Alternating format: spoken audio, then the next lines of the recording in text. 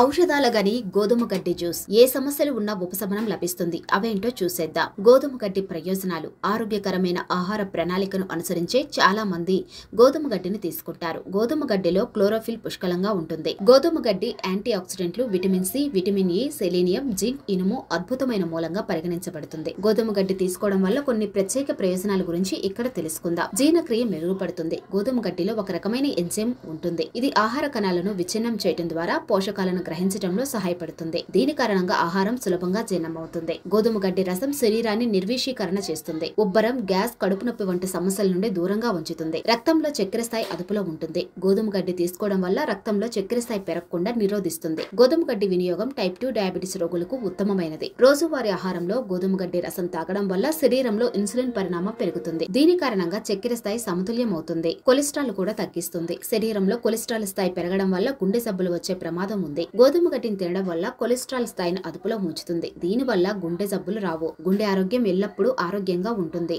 Anti bacterial elements అధికంగా ఉండే గోధుమ గడ్డి ఫుడ్ పాయిజనింగ్ నుండి కూడా రక్షిస్తుంది. గోధుమ గడ్డి రసం తాగడం వల్ల శరీరంలోని 7 రకాల బ్యాక్టీరియా తొలగిపోతుంది. ఇది ఆహార విషయాన్ని కలిగించవచ్చు. అటువంటి పరిస్థితుల్లో ప్రతిరోజు గోధుమ గడ్డిని తినే వ్యక్తులు ఫుడ్ పాయిజన్ అయ్యే ప్రమాదం లేదు. కీమోథెరపీ ప్రతికూలతల నుండి రక్షిస్తుంది కూడా. కీమోథెరపీ క్యాన్సర్ చికిత్సకు ఉపయోగిస్తారు. వాస్తవానికి కీమోథెరపీ క్యాన్సర్ తో పోరాటంలో సహాయపడుతుంది.